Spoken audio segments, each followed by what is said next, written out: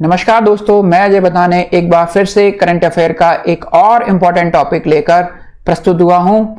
आज का टॉपिक जैसा आप लोगों को दिख रहा है निसर्ग सुपर साइक्लोन पर है। भारत ने मई माह में दो बड़े सुपर साइक्लोन का सामना किया है।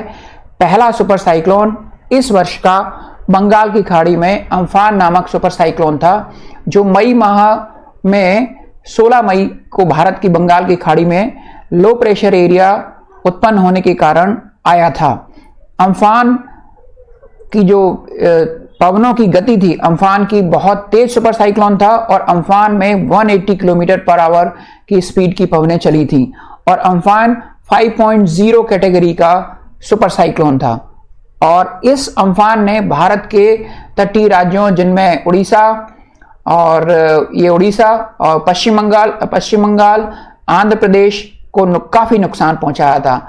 साथ ही साथ अम्फान बंगाल की खाड़ी में पूर्व की ओर बढ़ता हुआ बांग्लादेश तक पहुंचा था और भारत के जो पड़ोसी देश है बांग्लादेश, उसमें भी काफी नुकसान पहुंचाया था। भारत में अगर अम्फान के नुकसान का आकलन करें तो भारत में जूट की फसल को ही अम्फान ने लगभग 300 करोड़ का नुकसान पहुंचाया था। लेकिन बच्चों, ये आज का टॉपिक नहीं है।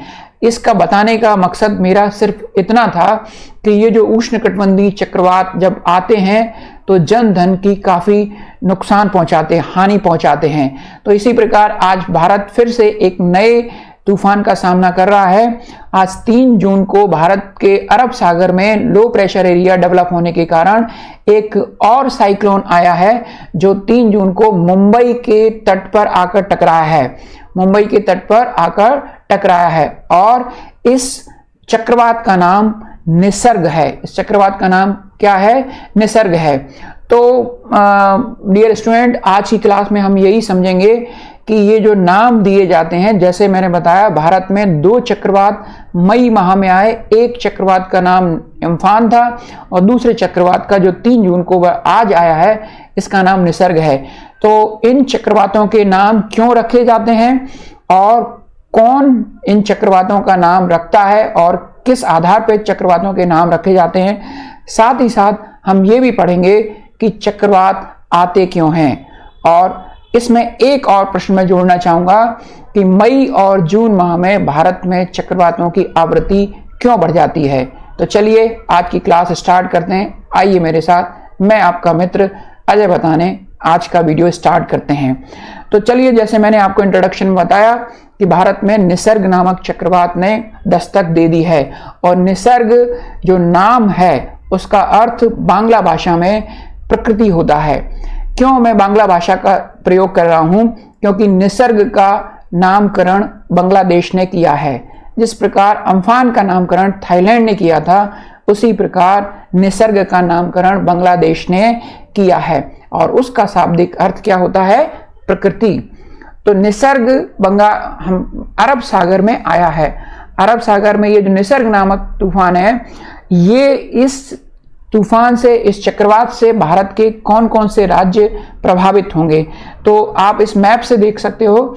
चूंकि ये चक्रवात अरब सागर में आया है, तो अरब सागर में जो तटीय राज्य हैं उनको ये चक्रवात काफी नुकसान पहुंचा सकता है। सबसे पहला जो राज्य वो गोवा, दूसरा महाराष्ट्र और तीसरा गुजरात, और इसके बगल में 2 हमारे यूनियन टेरिटरी हैं, गोवा, दमन दीव और दादर नगर हवेली। इन दोनों को भी ये चक्रवात निसर्ग काफी नुकसान पहुंचा सकता है। निसर्ग की अगर हम तेजी की तुलना करें तो इस तेजी में आप ये समझ सकते हो कि ये 4.0 तेजी का या इंटेंसिटी का चक्रवात है। हाँ, ये बात सच है कि इसकी जो इंटेंसिटी है वो कंपैरेटिवली अम्फान के कम है, लेकिन फिर भी इस चक्रवात की जो पवन है, इस चक्रवात में जो हवाओं की जो दिशा, हवाओं की जो वेलोसिटी होगी वो 110 किलोमीटर पर आवर की होगी। 110 किलोमीटर की पर आवर की होगी।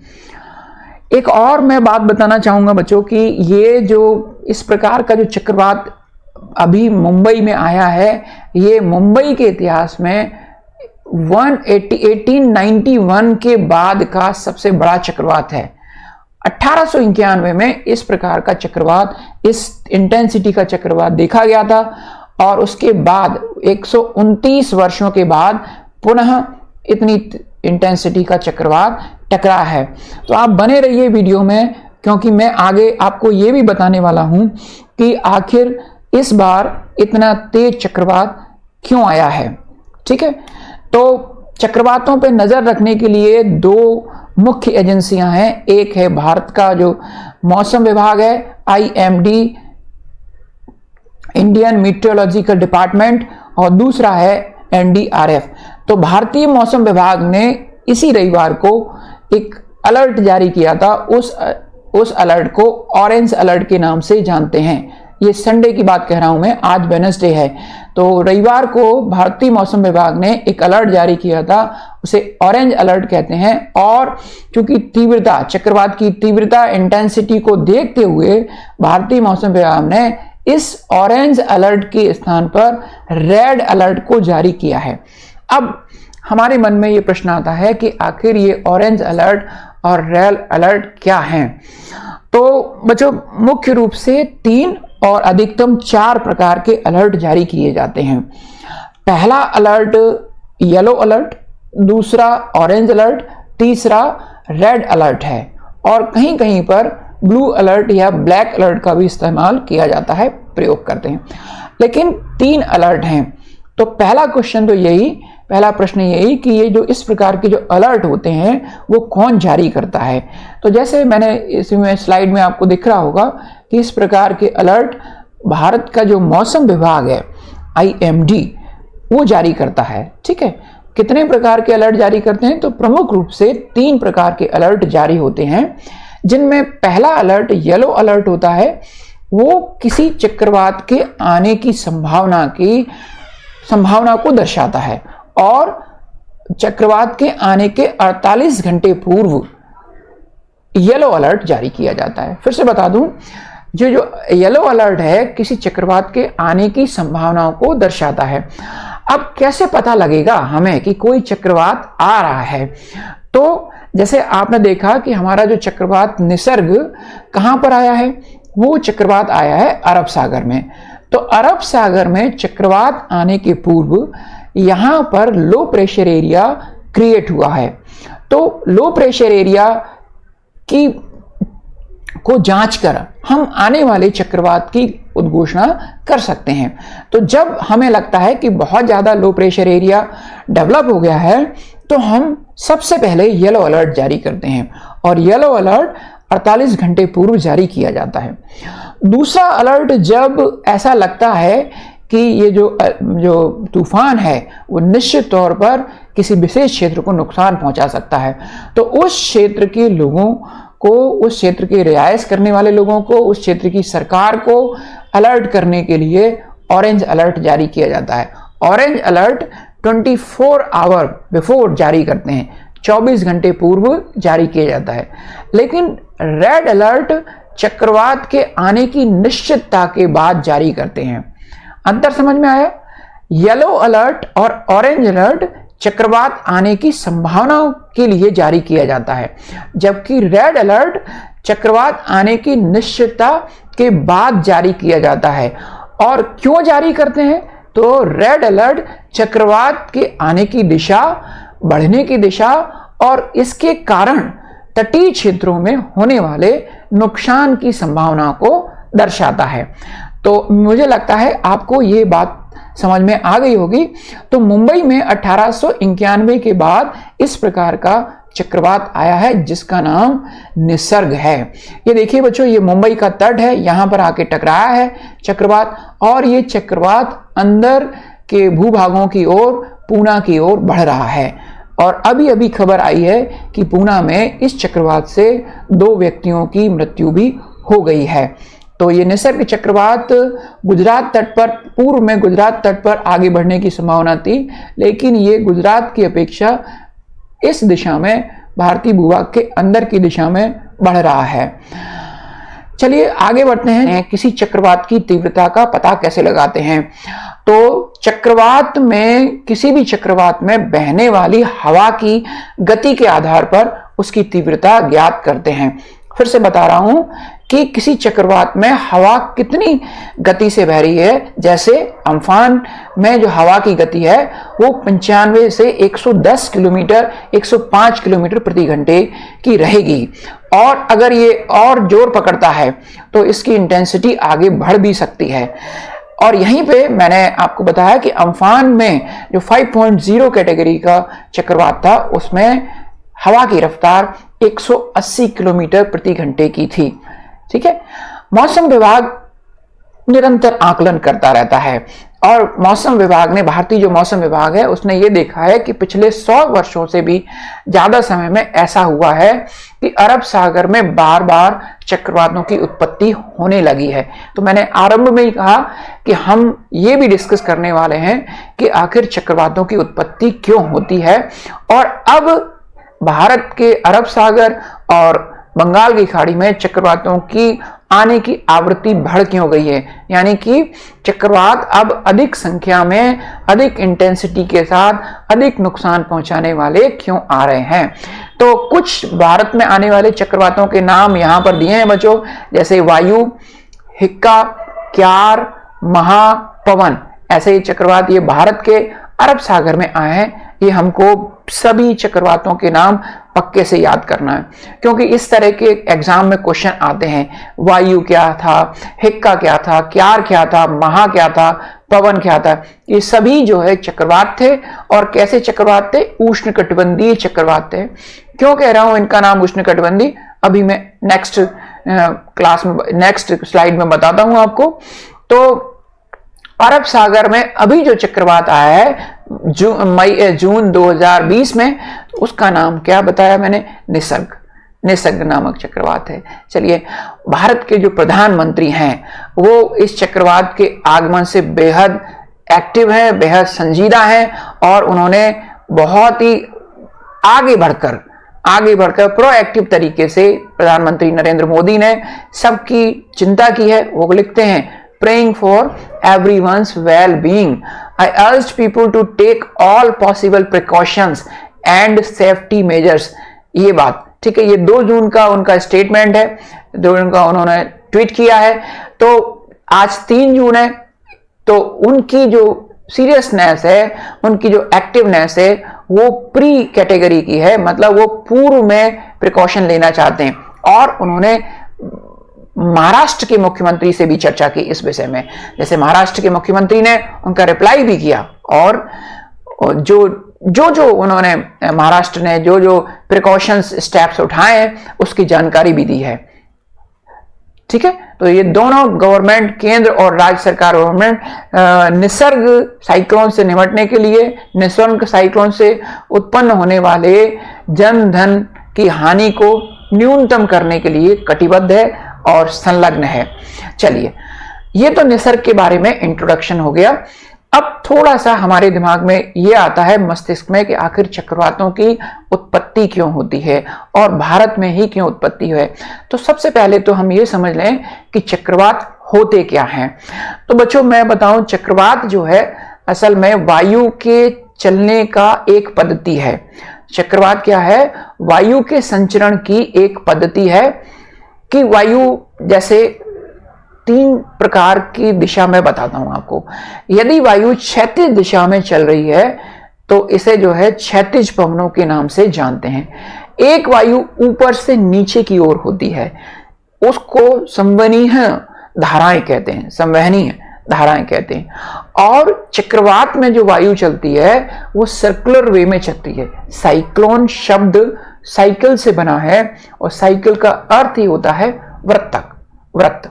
ठीक है, तो चक्रवात क्या बताया मैंने, फिर से बताता हूं मैं, कि चक्रवात वायु संचरण की, वायु के बहने का एक तरीका है।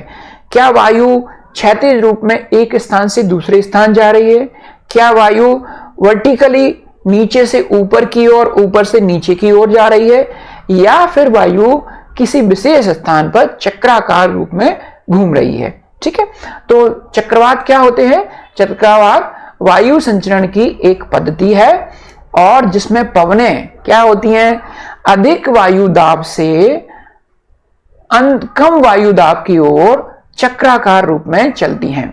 अधिक वायुदाब से दूसरे शब्दों में कहें कि ये जो पवनें हैं, जैसे आप देख भी रहे हो कि ये पवनें बाहर से केंद्र की ओर चक्र आकार में चलती हैं, बाहर से केंद्र की ओर चक्र आकार में वृत्ताकार रूप में चलती हैं। तो बाहर निश्चित तौर पर अधिक वायुदाब होगा और पवनें अधिक वायुदाब से कम वायुदाब की ओर अग्रसर होंगी, लेकिन किस रूप में? वृत्ताकार रूप में। तो मुझे लगता है चक्रवात का अर्थ आपको समझ में आया होगा। अब ये जो चक्रवात होते हैं बच्चों, वो दो प्रकार के होते हैं। एक चक्रवात शीतोष्णकटिबंधीय चक्रवात होते हैं और दूसरे चक्रवात उष्णकटिबंधीय चक्रवात होते हैं। तो मैं ये हमारा पृथ्वी का ग्लोब है, तो यहां पे मैं थोड़ा सा बता देता हूं आपको कि शीतोष्ण कटिबंधीय चक्रवात या उष्ण कटिबंधीय चक्रवात किसे कहते हैं। तो जो चक्रवात उष्ण कटिबंधीय क्षेत्र में आते हैं, जैसे ये भूमध्य रेखा है, भूमध्य रेखा से 23.5 डिग्री नॉर्थ यानी कि कर्क रेखा और 23.5 डिग्री दक्षिण यानी कि मकर रेखा के बीच का जो क्षेत्र है उसे उष्ण कटिबंधीय कहते हैं। इन क्षेत्रों में जो चक्रवात आते हैं उसे हम उष्णकटिबंधीय चक्रवात कहते हैं और जो दूसरे चक्रवात होते हैं वो शीतोष्ण कटिबंधीय चक्रवात होते हैं। तो मैं बताता हूं यहां पर कि ये शीतोष्ण कटिबंधीय चक्रवातों की उत्पत्ति 66.5 डिग्री मतलब 66 सही 1/2 डिग्री नॉर्थ और 66.5 डिग्री दक्षिणी अक्षांशों में उत्पन्न होते हैं। चूंकि भारत उष्णकटिबंधीय क्षेत्र में आता है तो हम उष्णकटिबंधीय चक्रवातों की अधिक चर्चा करेंगे। तो समझ में आ गया कि उष्णकटिबंध यानी कि पृथ्वी के ग्लोब पर 23.5 डिग्री कर्क रेखा और 23.5 डिग्री दक्षिण की मकर रेखा का जो बीच का जो क्षेत्र है, बीच का जो जोन है, इन क्षेत्रों में जो चक्रवात आते हैं उन्हें हम क्या कहते हैं? उष्णकटिबंधीय चक्रवात कहते हैं। यहाँ वर्ल्ड मैप से भी मैं आपको फिर से समझा देता हूं। वर्ल्ड मैप में ये जो है ये इक्वेटर है, ये इक्वेटर है बच्चों, ये इक्वेटर जा रही है यहां से, ये इक्वेटर जा रही है, ठीक है, ये इक्वेटर है ये, और ये है हमारी ट्रॉपिक ऑफ कैंसर, ये ट्रॉपिक ऑफ कैंसर है और ये है ट्रॉपिक ऑफ कैप्रिकॉर्न। तो ट्रॉपिक ऑफ कैप्रिकॉर्न से ट्रॉपिक ऑफ कैंसर के बीच का जो जोन है, ये वाला जोन, ये पूरे वर्ल्ड में, पूरे नक्शे में, पूरे मैप में जो दर्शा है, ये वाला जोन ये उष्णकटिबंधीय क्षेत्र कहलाता है।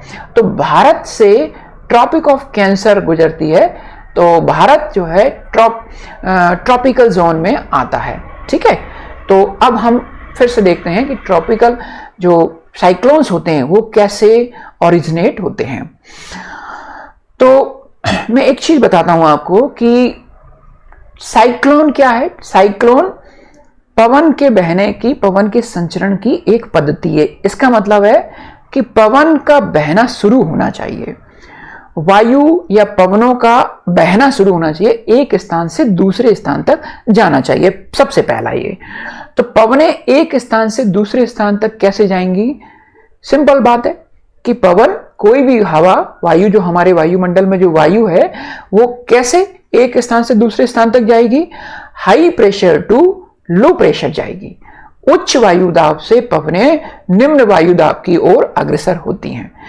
तो इसका मतलब यह हुआ कि यदि पवन संचरित होगी, यदि पवन बहेंगी तो दो क्षेत्रों के बीच में वायुदाब में अंतर होना चाहिए, पक्का वायुदाब का अंतर होना चाहिए। एक क्षेत्र का वायुदाब अधिक और दूसरे क्षेत्र का वायुदाब क्या होना चाहिए? कम होना चाहिए। तो पवनें हाई प्रेशर जोन से लो प्रेशर जोन की ओर बहेंगी, ठीक है। या फिर वर्टिकल हम देखें तो हम ये देखें कि लो प्रेशर एरिया से हाई प्रेशर एरिया से लो प्रेशर एरिया की ओर बहेंगी। अब ये लो प्रेशर एरिया और हाई प्रेशर एरिया कैसे डेवलप होता है? हमने ये समझ लिया कि पवनें उच्च वायुदाब से निम्न वायुदाब की ओर चलती हैं, ठीक है, मान लिया हमने। लेकिन ये उच्च वायुदाब या निम्न वायुदाब कैसे उत्पन्न होता है? तो बच्चों ये देखो, यहां पे इस फिगर में देखना, ये जो दिख रहा है यहां पर, इस वाले एरिया पे फोकस करना, ये जो एरिया है, जब भी समुद्र तल का तापमान 27 डिग्री सेंटीग्रेड से अधिक होता है, कितने डिग्री सेंटीग्रेड से?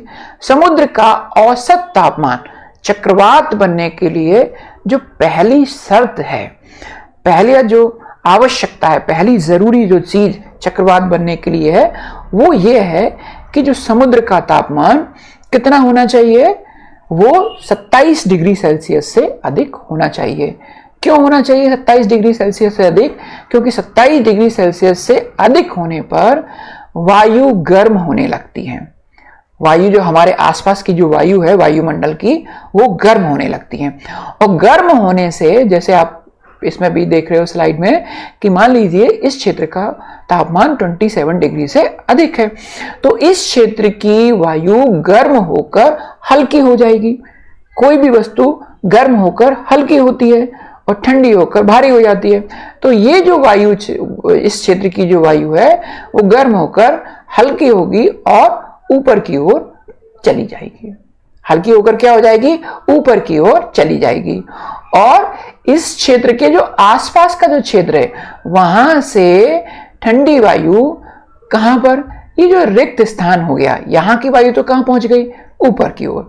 तो यहां क्या हो गया? वैक्यूम क्रिएट हो गया या लो प्रेशर एरिया क्रिएट हो गया, और यहां उच्च वायुदाब से निम्न वायुदाब की ओर पवनें चलना आरंभ कर देंगी। ठीक है, अब देखिए ये प्रक्रिया कंटिन्यूअस चलती रहती है, ये प्रक्रिया कर चलती रहती है कंटिन्यूअस। लेकिन जब ये गर्म पवनें ऊपर जाती हैं, तो ऊपर ठंडी होकर समताप मंडल में लगभग 1500 मीटर या 15 किलोमीटर की ऊंचाई पर जब जाती हैं ये पवनें, तो ऊपर होकर प्रसारित हो जाती हैं, फैल जाती हैं। और फैलने के बाद इन पवनों पर पृथ्वी के घूर्णन के कारण लगने वाला कॉरियोलिस बल काम करना आरंभ कर देता है। जैसे कि आप चित्र में देख रहे हो कि ये जो पवनें, हमें पता है कि हमारी पृथ्वी कैसे घूमती है? West to east, west to east, पश्चिम से पूर्व दिशा की ओर। तो जैसे ही ये पवनें ऊपर की ओर जाती हैं, ऊपर होकर प्रसारित होती हैं, तो पृथ्वी के कॉरियोलिस बल या घूर्णन गति के कारण ये पवनें चक्राकार रूप धारण कर लेती हैं। तो मुझे लगता है बच्चों आपको समझ में आ गया होगा कि चक्रवात में पवनें चक्राकार क्यों होती हैं। तो उसका कारण है कॉरियोलिस बल या पृथ्वी की दैनिक गति या पृथ्वी की घूर्णन गति, इसके कारण। तो चक्रवात आने के लिए हमें सबसे पहले टेम्परेचर चाहिए 27 डिग्री का। दूसरा जो है, चक्रवात आने के लिए एक बहुत ही बड़ी जलराशि यानी कि ओशन, सागर, समुद्र चाहिए। ठीक है, इसी से अब हमारे मन में एक प्रश्न आता होगा कि चक्रवात आने पर वर्षा भी क्यों होती है? चक्रवात क्या होते हैं? पवनों के संचरण की पद्धति है। यदि पवनों के संचरण की पद्धति है तो फिर चक्रवात आने पर पवन चलना चाहिए, वायु चलना चाहिए, खूब तेजी से आंधी आनी चाहिए। लेकिन वर्षा क्यों आती है? तो आप इसका आंसर भी इसी चित्र में छिपा हुआ है। देखो बच्चों क्या कह रहा है ये, जब ये गर्म पवनें किसी ओशन या किसी सागर की सतह से ऊपर की ओर उठती हैं, तो क्या करती हैं? ये अपने साथ क्या करती हैं? ये अपने साथ आर्द्रता ऊपर की ओर ले जाती हैं। अपने साथ आर्द्रता क्या करती हैं? ऊपर की ओर ले जाती हैं। और ऊपर की ओर आर्द्रता ले जाकर जब पवनें ये फैलती हैं, तो आर्द्रता, वो नमी ठंडी हो जाती है और वो वर्षा के रूप में नीचे बरसने लगती हैं, वर्षा होने लगती है। और यही प्रोसेस, पवनें गर्म होकर ऊपर की ओर जाना और वर्षा ठंडी होकर वापस वर्षा के रूप में वापस लौटना, इस प्रकार की वर्षा को हम संवहनी वर्षा कहते हैं। इस प्रकार की वर्षा को हम क्या कहते हैं? संवहनी वर्षा कहते हैं। और चक्रवात के समय उत्पन्न होने वाले बादलों को पक्षाघ बादल कहते हैं। पक्षाघ बादल चक्रवातों को एनर्जी देते हैं, चक्रवातों की इंटेंसिटी बढ़ा देते हैं। पक्षाघ बादल बनने से चक्रवात जब आते हैं तो पवनों की गति तीव्र हो जाती है, साथ ही साथ मूसलाधार बारिश होने लगती है। चलिए तो इसको और थोड़ा सा समझते हैं हम कि चक्रवात आने के कारण क्या। पहला कारण कि समुद्र का तापमान 27 डिग्री सेल्सियस से अधिक होना चाहिए। दूसरा कारण बृहद समुद्री सतह होना चाहिए, क्योंकि बृहद समुद्री सतह होगी तो लगातार आर्द्रता की सप्लाई होती रहेगी। तीसरा कारण कोरियोलिस बल है और चौथा कारण कमजोर निम्न वायु दाब है। जैसे मैंने आरंभ में ही कहा कि ये जो निसर्ग नामक चक्रवात आया है, यह अरब सागर में निम्न वायु दाब उत्पन्न होने के कारण आया है। और निम्न वायु दाब क्यों उत्पन्न हुआ है, उसका कारण है ITCZ का भारत के क्षेत्र में खिसक आना। उसका क्या कारण है, ITCZ का भारत के क्षेत्र में खिसक आना, ऊपर की ओर खिसक आना, जो इंटरट्रॉपिकल कन्वर्जेंस जोन 5 डिग्री उत्तर और 5 डिग्री दक्षिणी अक्षांशों पर बीच में रहता है, वही ITCZ वर्तमान में 22 डिग्री 20 डिग्री नॉर्थ अक्षांशों पर स्थित है। ठीक है, चलिए अब हम ये देखते हैं कि भारत में चक्रवात क्यों आते हैं और मई और जून माह में भारत में आने वाले चक्रवातों की आवृत्ति में वृद्धि क्यों हो जाती है। तो चूंकि भारत उष्णकटिबंधीय क्षेत्र में स्थित है, जैसे मैंने बताया कि भारत जो है ये हमारा भारत है और ये उष्णकटिबंधीय क्षेत्र में स्थित है और भारत के मध्य से कर्क रेखा होकर गुजरती है। तो भारत उन सभी आवश्यकताओं की पूर्ति करता है, उन सभी जो है न्यूनतम जो ज़रूरत है किसी चक्रवात के आने के लिए, उन सभी की पूर्ति करता है। इसलिए भारत में चक्रवात आते हैं और भारत में आने वाले चक्रवात उष्णकटिबंधीय चक्रवात होते हैं। अब प्रश्न ये है कि मई और जून माह में ही चक्रवातों की आवृत्ति क्यों बढ़ जाती है। तो इसका कारण है बच्चों ITCZ का उत्तर की ओर खिसकना। अच्छा, वर्तमान में इन जो इस प्रकार के जो चक्रवात हैं उनकी तीव्रता में अधिकता देखी गई है। तो इसके दो कारण अभी जो हमारे वैज्ञानिक हैं, भूवैज्ञानिक हैं, उन्होंने बताए हैं। पहला कारण है लॉकडाउन। अब यहाँ पर थोड़ा सा हमें कंफ्यूजन हो सकता है कि लॉकडाउन से चक्रवातों की तीव्रता कैसे बढ़ती है। तो इसके पीछे वैज्ञानिक तथ्य है। लॉकडाउन के कारण चूंकि सब शटडाउन रहा है, उद्योग बंद रहे हैं, फॉसिल फ्यूल नहीं जलाए गए हैं, वाहन बंद रहे हैं, तो इसके कारण जीवाश्म ईंधन के जलने में कमी आई है, प्रदूषण में कमी आई है और प्रदूषण में कमी आने के कारण वायुमंडल में एरोसोल की मात्रा में कमी आई है। इसके कारण जो सूर्य ताप जो सूर्य से पृथ्वी तक आता था उसकी इंटेंसिटी बढ़ी है और धरातल पर और समुद्र का तापमान में वृद्धि हुई है और तापमान में वृद्धि होने के कारण लो प्रेशर एरिया डेवलप हुआ है। तो इस कारण से चक्रवातों की उत्पत्ति होती है। भारत में दोनों ही क्षेत्रों में, पूर्व में बंगाल की खाड़ी और पश्चिम में अरब सागर, दोनों ही क्षेत्रों में चक्रवाती तूफान आते हैं। चूंकि चक्रवातों की दिशा सामान्यतः पूर्व से पश्चिम की ओर होती है, तो अरब सागर में आने वाले जो चक्रवात हैं वो इन क्षेत्रों की स्थान पर अदन की खाड़ी और इन पर नुकसान अधिक पहुंचाते हैं। चलिए अब हम बढ़ते हैं आगे। भारत ये जो चक्रवातों के, जैसे मैंने आरंभ में कहा था कि चक्रवातों का नामकरण किस आधार पर रखा जाता है, तो पूरे विश्व में चक्रवातों के नामकरण का आरंभ 1900 से माना जाता है। कुछ संस्थाओं का मानना है कि 1953 से चक्रवातों के नामकरण का प्रारंभ हुआ है, लेकिन वर्तमान में 6 जो है RSMC, 6 RSMC मतलब रीजनल स्पेशल मीटियोलॉजिकल सेंटर और 5 TCWC tropical cyclone warning centre. 6 RSMC और 5 TCWC को चक्रवातों के नामकरण के लिए ऑथराइज्ड किया है। इन 6 RSMC में से भारत एक RSMC का सदस्य है और इस सेंटर में कुल 13 सदस्य देश शामिल हैं।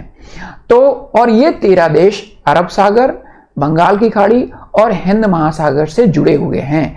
तो इन क्षेत्रों में कोई भी तूफान यदि आता है तो ये 13 देश उस चक्रवात से प्रभावित होते हैं। तो इस क्षेत्र में आने वाले इन 13 देशों को चक्रवातों का बारी बारी से नाम रखने का अधिकार दिया है। जैसे पिछली बार अम्फान, जो मई माह में तूफान आया था, चक्रवात आया था, उसका नामकरण थाईलैंड ने किया था। और जो जून को, आज 3 जून को जो चक्रवात निसर्ग आया है, उसका नामकरण बांग्लादेश ने किया है। भारत भी समय समय पर अपनी बारी आने पर चक्रवातों का नामकरण करता रहा है। भारत ने जो चक्रवातों के नामकरण किए हैं उनमें गति, तेज, आग, वायु, जहर, नीर, प्रवंजन, अबूद, जल्दी, वेग इत्यादि इत्यादि हैं। तो ये तो रही चक्रवातों का नामकरण किस प्रकार होता है। अब भारत में इसको समझते हैं कि भारत में चक्रवातों के समय परिस्थितियों को निपटने के लिए, जनधन की हानि को न्यूनतम करने के लिए क्या व्यवस्थाएं की गई हैं। तो चक्रवातों के आने की सूचना IMD, इंडियन मीटरोलॉजिकल डिपार्टमेंट देता है और इसके लिए वो 3 अलर्ट जारी करता है। चक्रवात आने के बाद NDRF, national disaster response force, क्या बताया मैंने, नेशनल डिजास्टर रेस्पॉन्स फोर्स, ये केंद्र और राज्य के साथ मिलकर एक टीम बनाकर इस प्राकृतिक आपदा के समय नुकसान को न्यूनतम करने का प्रयास करती है। तो NDRF के बारे में थोड़ा सा मैं बता देता हूं कि NDRF की स्थापना 2005 में हुई थी और वर्तमान में इसके जो प्रमुख हैं वो श्री SN प्रधान जी हैं। ठीक है, और NDRF बहुत ही बेहतरीन तरीके से काम कर रहा है। पिछले वर्ष मई माह में बंगाल की खाड़ी में फनी नामक ट्रॉपिकल साइक्लोन आया था और NDRF ने और उड़ीसा सरकार ने एक कोऑर्डिनेट तरीके से काम करके बेहतरीन काम किया और फनी से होने वाले नुकसान को न्यूनतम किया। आज भी NDRF की टीम आपस में मिलकर काम कर रही है। कुल 19 टीमों का गठन किया गया है जो महाराष्ट्र, गुजरात और गोवा के राज्यों में कार्य कर रही हैं और NDRF केंद्र और राज्य समन्वय का एक बेहतरीन उदाहरण प्रस्तुत करता है। अब बात यह है कि जब निसर्ग इम्पैक्ट आ गया है, निसर्ग जो है तूफान आ गया, तो उसका इम्पैक्ट क्या है। तो डियर स्टूडेंट, निसर्ग, खुशी की बात यह है कि निसर्ग भले ही 120 किलोमीटर प्रति घंटे, 130 किलोमीटर प्रति घंटे के वायु वेग से मुंबई में टकराया है, लेकिन ये टकराने के बाद इसकी इंटेंसिटी कम हो गई है और इसका जो डायरेक्शन है वो पूना की ओर है, बहुत भू क्षेत्रों की ओर है। तो निश्चित ही इसकी इंटेंसिटी घटेगी। यदि इसकी इंटेंसिटी इधर गुजरात क्षेत्र में होती, इसकी डायरेक्शन गुजरात क्षेत्र में होती, तो इनकी इंटेंसिटी बढ़ती। लेकिन अगर क्या हो सकता है, तो ये 4 कलर में क्षेत्र दिखाएं जो डार्क कलर के हैं, जहां पर एक्सट्रीम नुकसान हो सकता है। तो एक्सट्रीम नुकसान क्या हो सकता है। पहला, बहुत तेजी की विंड्स चलेंगी, उसके कारण कई सारे प्लेटफॉर्म, कई सारी इंडस्ट्री, कई घर गिर सकते हैं, पेड़ टूट सकते हैं। जैसे कि अभी हाल ही में खबरें भी आ रही हैं इस तरह से कि मुंबई में कई सारे, रत्नागिरी और इन क्षेत्रों में, रायगढ़ क्षेत्रों में जो है काफी नुकसान पहुंचा रहा है। तेज वर्षा होने से फ्लडिंग आ सकती है, बाढ़ आ सकती है, सी में जो है ऊंची ऊंची लहरें आ सकती हैं और बहुत तेजी से विंड्स चल सकती है। तो इनसे जो है निसर्ग से ये नुकसान हो सकता है। लेकिन चूंकि खुशी की बात यह कि निसर्ग स्थलीय क्षेत्रों की ओर मुड़ गया है, तो इसकी इंटेंसिटी कम हो गई है, तो इसका जो इम्पैक्ट है वो भी कम दिखाई देगा। तो बच्चों, मुझे लगता है कि आपको निसर्ग पर जानकारी मिली होगी और निसर्ग से संबंधित सारी चीज़ें आपको समझ में आई होंगी, चक्रवात से संबंधित आपको चीज़ें समझ में आई होंगी। यदि आपकी कोई क्वेरी है, यदि आपको कोई कमेंट करना है तो कमेंट बॉक्स में जाके आप कर सकते हैं। और यदि आपको कुछ महत्वपूर्ण जानकारियाँ मेरी ओर से मिली हैं तो प्लीज़ मेरे चैनल को सब्सक्राइब कीजिए। मैं अजय बताने ऐसे ही नए नए वीडियो लेकर आपके सामने प्रस्तुत होता रहूँगा। तो थैंक यू वेरी मच।